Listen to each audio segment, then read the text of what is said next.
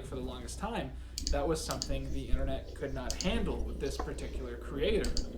But even at the risk of pissing the entire internet off, I have to admit that revisiting Frank's content has been a really surreal experience, because it represents a certain brand of videos that I sort of gradually stopped watching as I had real world experiences that moved me away from that kind of stuff. You know what I mean, that certain brand of EdgeTube content where, you know, the speaker comes on and they're acting all sporadic and wacky, and half of the time the joke will be that they just say a racial slur, but then edit the video in such a way that it just keeps rolling without really addressing it, making a juxtaposition between that shocking moment and the YouTuber deciding to just not make a big deal out of it. Stick with me, because I swear this part of the video has a point, and I'm going to get back to praising Joji and his work. When I was 17, I thought EdgeTube was incredibly subversive and hilarious, but then I turned 19 or 20, and the specific situation happened. Basically, I had a friend that was 2 years younger than me, and he had friends that were 2 years younger than him. So what ended up happening one day is I went to hang out with him to go to like a town event, and he ended up inviting his friends, and they sort of gave us a ride. So it ended up happening that I was hanging out with a bunch of 16-year-olds for no good reason. And it turned out they really liked saying the gamer word. So this group of 16-year-olds, we're driving around town with them, and they keep saying the gamer word, like over and over again, like it's their favorite pastime. And eventually, we get to a red light at a four-way intersection. This is the center of our little town. We are surrounded by cars, you know, there's a sidewalk right by us, people walk around here all the time. Very busy place. And one of them says, "Hey, what if we rolled the windows down and just screamed?" You know, the N-word. And I said, "Don't do that." And then they did it. And so the driver and the person in the passenger seat, they are screaming one of the worst racial slurs in the world at everyone around us, pedestrians, other cars right next to us at the four-way intersection, and I'm just like lowering myself down into this car I already barely fit into, in the back seat, just trying to be like, I hope no one sees me with these fucking idiots. And it's experiences like that, which I've had too many of, that really turn me away from the EdgeTubers I used to love. Because at best, that content reminds me of experiences like that, and at the worst, it encourages people to act like that. Hell, you know, when my channel started out, I really liked these channels to the extent that I would put comedy like that in my videos.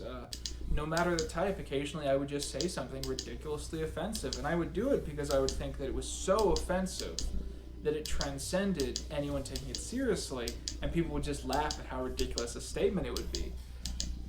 But in reality, now that time has set in, I wonder that instead of making people laugh at saying something that outrageous, that I've helped normalize really horrible people saying things like that. And if I've unwillingly helped them spread hatred in that way. Think of it like this. A couple weeks ago, I decided to shave my beard. Now, this is something I do periodically. It's just, you know, part of the cycle. And I thought it'd be funny for just a few days to leave a handlebar mustache. And now it's been a while, and I've continued to shave around the handlebar mustache. After a while, any of the irony that I was doing this for has sort of evaporated, and I've just become a guy with a handlebar mustache. What if one of my viewers decides that they like this look and that they want to grow a handlebar mustache? I've made handlebar mustaches seem normal to a dangerously impressionable group of young people, and in doing so, I've unintentionally helped spread one of the truest evils in the world. So to recap, I'm not saying in the slightest that EdgeTubers are #canceled, but merely that negative experiences that I personally have had in the real world have made it harder for me to enjoy those videos, and as a creator, they've made me question what the consequences of my actions are, regardless of my intentions. But I think Filthy Frank is the exception to some extent. For one, I think his comedic timing was perfect, and you could tell he had a lot of talent beyond the shock humor. And for two, His content was created not to encourage or take part in edgelord culture, but to make fun of edgelords and reactionaries, and how absolutely stupid they usually end up coming across. I never had to worry about Frank's intentions. I never had to look for clues that he might secretly be a crypto-fascist. I knew that he was a regular guy playing an edgy person in order to make fun of edgy people, even if the most vocal parts of his audience were equally terrible human beings and did not understand what he was trying to do. EdgeTube was like internet content vomit. And the Filthy Frank show was the beautiful cake that got baked out of it, despite all of the flaws. I don't know how to transition no good. Let's play the cartoon intro.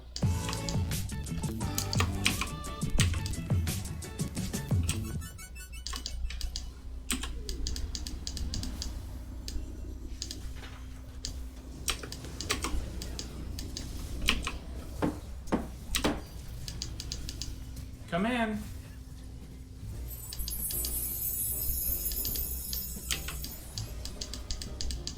Oh wow! It's my sentient copy of The Legend of Frosty the Snowman from all the way back in my second review. How you doing, man?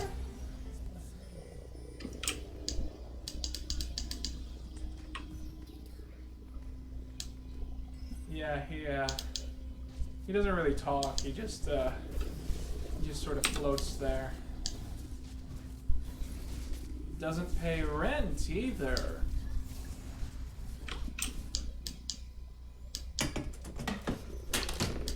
Alright, thanks for stopping by, man. That guy sucks. Before we begin, I want to quickly mention that this video is sponsored once again by Privacy.com. I recently had a big security scare. At the end of it, I had to get a new bank card, and I was really happy that I had used privacy on so many of my online services because it's linked directly to my account. So I didn't have to replace it anywhere online, even though I got a new card. Once I realized that, and I started thinking about, all those little nuggets I've been telling people about, privacy is good for this and this and that, I was like, yeah, I think I'm going to use privacy to set up all the cards that I do have to replace. And it's been great for keeping track of all my online subscriptions, just having it all flat right there in front of my face, what I have, what I can get rid of. And not only will you have all of that, but if you go to my link, privacy.com/Quentin, you will be given an extra $5 off your first purchase. That's free $5 to spend anywhere you want to on the internet. Once again, that's privacy.com/QUINTON.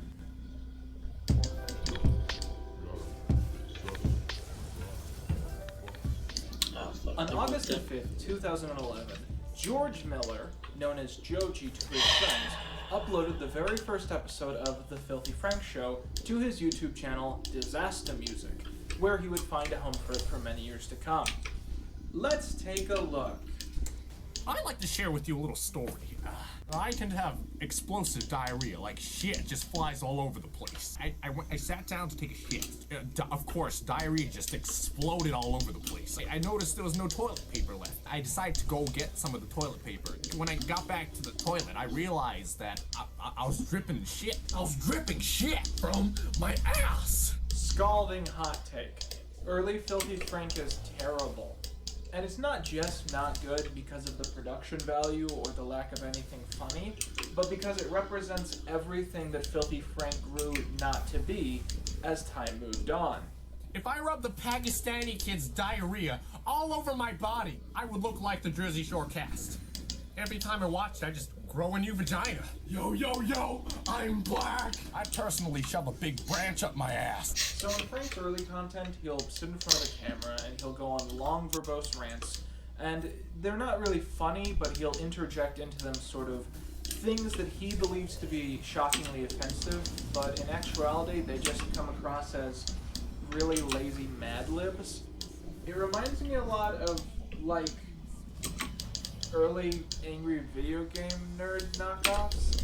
I had to get out of that locker room. It just tasted like, it just smelled like shit. Just shit. It was filthy shit. If I took a shit, and if I grabbed that shit, and if I threw it at another piece of shit, it would smell like that shit, but 10 times worse. if a Papua New Guinean guy took a giant Papua New Guinean shit, the Papua New Guinean shit would not smell as bad as how the locker room smelled, which was absolute locker room shit. On top of that, it just smelled like football players' dicks. Lots of dicks and shit. He tended to include very shocking racist or homophobic interjections. Sometimes he would exercise in playful fat shaming. It's not entertaining, not because I find it offensive, but because it's not heavily challenging. Ray William Johnson could have written these videos. Are you watching Jersey Shore? You're gay! You're gay, bro! You're gay! I was just watching Pokemon! What is the deal with the N-word? I think one of the best ways to understand Frank as a character and what Joji really intended with him is to look at Francis of the Filth, which is a lore book written by Miller and is also the last piece of media he ever released in the Filthy Frank franchise. In Chapter 2, Miller writes of Frank's origins. Frank is found as a fetus-like child in the sewers of Indonesia. Within a few hours of being discovered by the townsfolk, he is speaking complex Aramaic and he is writing detailed equations on the wall with whatever he has at hand in a sewer. He passes through numerous different homes and different people taking care of him until eventually he's discovered by the Indonesian government, at which point he's experimented on, and then he is discovered by the Axis powers who take him to Japan because Filthy Frank was born during the Second World War, apparently. So America bombs Japan to end the war. It's described exactly as seriously as it was in real life, with like real historical information on how horrible it was. Oh my gosh. It's kind of weird because Hitler is treated like a joke. Anyways, Frank is brought up by a shattered corporation who are secretly the last remaining fragment of the Nazi government, and the corporation secretly plans to reunite the Axis powers and defeat the Allies despite the war being over, and this is the group that raises Frank from birth. And man, if you have not seen a Filthy Frank video, you must think this is some weird shit, and honestly, even if you've seen every Filthy Frank video, this is still a really weird book. Anyway, so the reason I'm setting all that up is because we have a really good description here of how Frank's mentality adapts to essentially being raised by Nazis, and this pretty much described in my eyes how Joji viewed his character throughout all of these years. Frank's secluded upbringing gave him a peculiar perspective on the world. He tended to see people and events in extremes. He divided folks into creators and consumers, leaders and followers, thinkers and dumbasses, and bullies and their prey.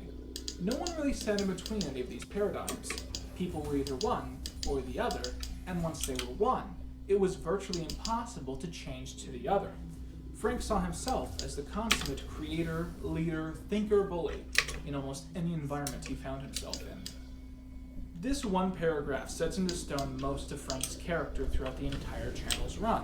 He believes himself to be the ultimate alpha Chad, but in reality, he's nothing more than a whiny bitch boy.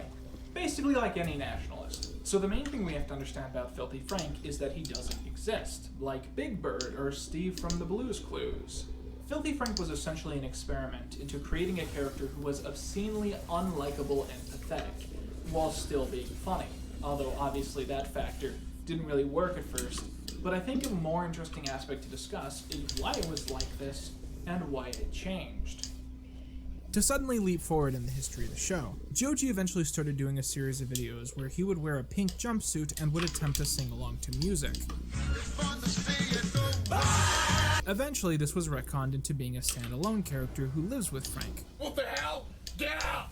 Get out, you sick prick! Pink Guy would soon gain new friends, as Joji's acquaintances would find their own costumes and the group would film their adventures running around Japan as these characters. One day, Joji and his friends decided to record a comedic dance video. They would call it the Harlem Shake. The Harlem Shake. Today, the video has over 60 million views. If you were around at the time, you might not have seen it, but you certainly saw a video imitating it. Maybe from a popular TV show. Maybe from your friends or your teachers. Today, it's surreal to think that a Filthy Frank video found large-scale appeal like that, where it became so well known to everyone that people in Harlem were actually annoyed about being asked about it.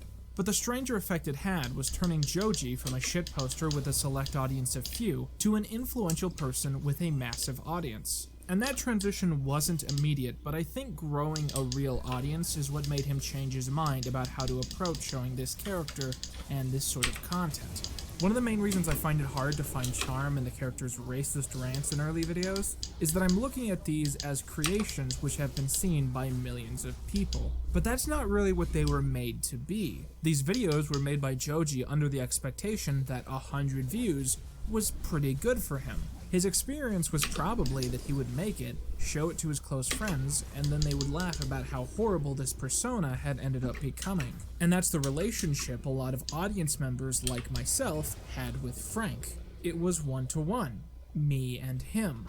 But the issue is that YouTube content doesn't exist in a vacuum.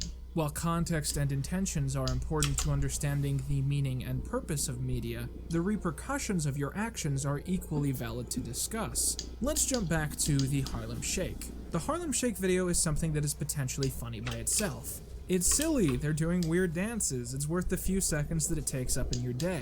But the repercussion of that is that now everyone and their dog started copying it without the context or really the explicit irony. Suddenly, everyone on the internet has a handlebar mustache. That's enough! Internet! What the fuck have you done? I think the same can be said of a lot of these early videos.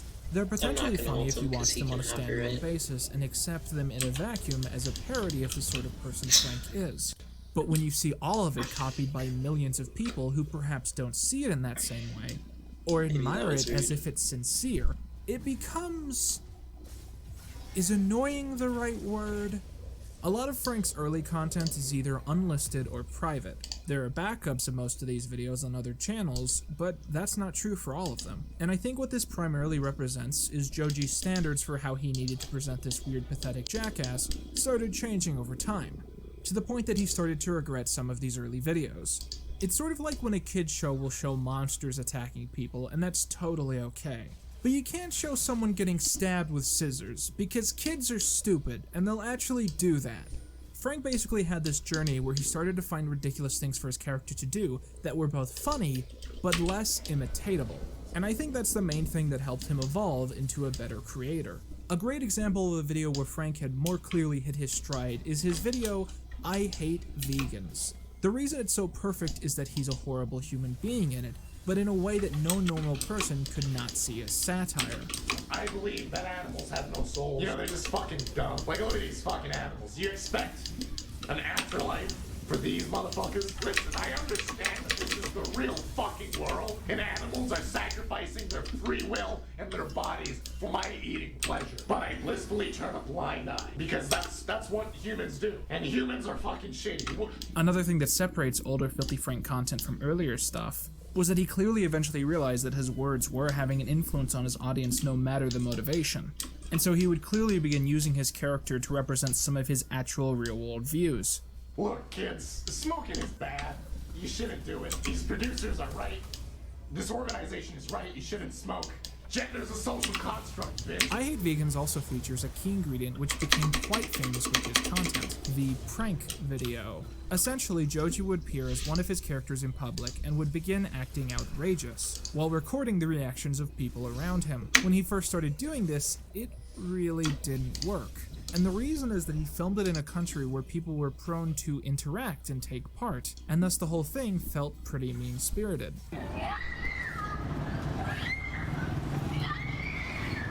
When the act truly became perfect was when Frank moved to New York City. Now, I visited New York a few years ago just for over a week, mainly because I wanted to understand what it was like to live in a place like that. And one lesson that I learned right away was that when you're in New York City, you see some weird shit. As someone raised in the Midwest, I was prone to react like a human being, but you can't do that because it encourages the weird people. By the end of the first week, you're just a solid rock. Nothing phases you anymore. This is why these prank videos work, because the people Frank acts out in front of rarely end up acting as if he even exists within the same reality as they do. They just ignore him, like it's not even the worst thing they've seen that day. And this forces Joji to focus more on himself being the butt of the segment.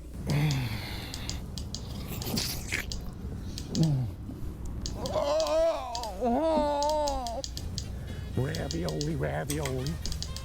What's in the pocket? This phases segments like these away from being mean-spirited pranks and instead towards being performance art. It's a subtle nuance that really took years for him to find, and it's also why people who have tried to mimic what he does have just ended up being assholes. So to again clarify my position, because I feel like people are really gonna take me out of context here. When I say Filthy Frank's early content was bad, it's not that I'm offended. It's more that it's just really lazy and boring and lacking substance. And that really stands out when you hit around 2014 and Frank's content just becomes pure, concentrated gold. Filthy Frank, Anime Hunter. Filthy Frank, Anime Hunter. Filthy Frank, Anime Hunter. Filthy Frank. Filthy Frank is occasionally described as one of the greatest YouTubers of all time by a select few, and while his rants and/or commentary videos were certainly a big help in keeping his series running, it's his skit-focused comedy that has gained him a lot more clout. In short, it's his best shit. I think my favorite video of his is ET2, which features Frank discovering a crash-landed alien who has never been able to find friends on Earth due to being feared, which causes Frank to promise to show him a good time. But instead of them having wholesome adventures, Frank introduces him to a world of drugs, partying, and sex. We can take over the crack game. We can sell the coke on our own. Content like this is why people watched. It's brilliant. It's also interesting to note how visually interesting ET2 is. I think this is a point in his content where he started to realize that he sort of needed to take the shit out of shit posting, and that he wanted to make something that was actually satisfying to make and to look at, and that really improves the output that he makes at this point. But no matter what you ended up watching on the channel, there was always some element that tied it all together, little pieces that essentially rewarded those who were paying attention. This is not a threat, I promise. One of the most essential pieces to Joji's videos was how he balanced his half-hearted commentary with his channel's lore.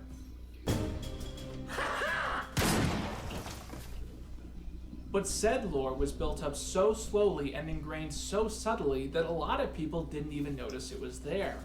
But I would argue that the lore in the Filthy Frank show was the most important element because it gave the series a purpose. In the same way that we look for meaning in the real world to connect the purpose of one day to the next, Joji supplied the same thing to his audience and essentially rewarded them for being particularly diligent with what they watched. Canonically, the first event in the lore playlist of Frank events takes place when Pink Guy is assaulted by Red Dick and a muscular man known as Prometheus. Horrified by this, he makes a deal to summon the Dark Lord known as Chin Chin, who arrives out of the bushes and helps Pink Guy fight off Prometheus. Some videos later, Chin Chin arrives at Frank's apartment and begins harassing him, telling him that he is owed sacrifices for helping Pink Guy before. Frank is unable to supply this, and thus secondary cast member Salamander Man is pulled into Chin Chin's clutches, sucked into the cupboard that the characters use to travel the Omniverse. A quick side note, out of all the different side characters who are just Joji in different costumes, Lemon Man is the best one, because his main role is to have an existential meltdown. God, I'm a lemon! The group eventually finds Chin Chin and Salamander Man, and use footage of sacrifices sent in by fans to get Salamander Man back from him.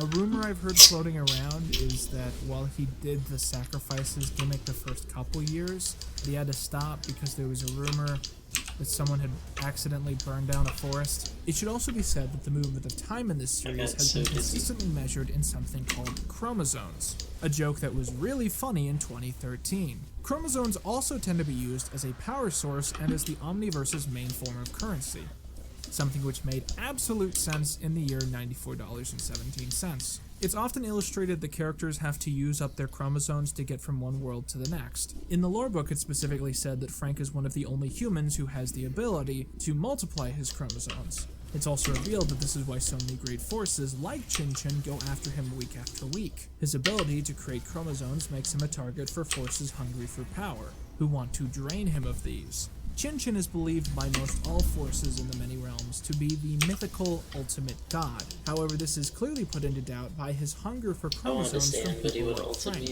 What does God need with a starship? Despite this, he still holds ultimate power, and Frank has many confrontations with him. The biggest twist in the Filthy Frank cinematic universe took place in early 2015.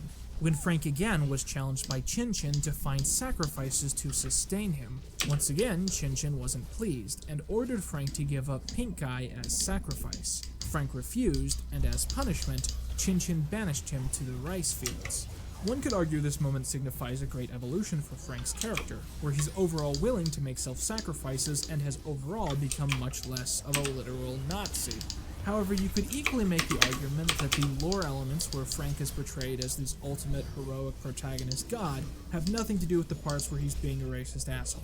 So the week after Chin Chin banished Frank, this is when he released his first video about vegans, which seems to be breaking with the storyline. This was all explained in the next episode, which showed Frank lost between realms and trying to find some way to track the coordinates which would lead him home. The seemingly immortal and wise gatekeeper advises him to smell his way there. Pink Guy and Red Dick are then seen cooking sriracha shrimp to the tune of Meme Machine, and Frank enters the room, smelling the shrimp. However, then a scene appears of Frank, still lost, finally smelling home for the first time. A simple voiceover explains the discrepancy. You're an imposter. There are now two versions of Frank, one with regular glasses who is traveling between realms, universes, and omniverses, hoping each time that his next leap will be the leap home, and the stupid colored glasses Frank, an imposter who is trying to steal Frank's life in his absence. So the Filthy Frank who most people ended up meeting when the channel really started to blow up. The Filthy Frank who knew many other YouTubers and was appearing on their channels. And the Filthy Frank who was making some of the best content of the entire channel's run. That Filthy Frank was actually a bad guy in the lore. In retrospect, it probably should have been obvious that the regular Frank returning would have eventually marked the end of the series.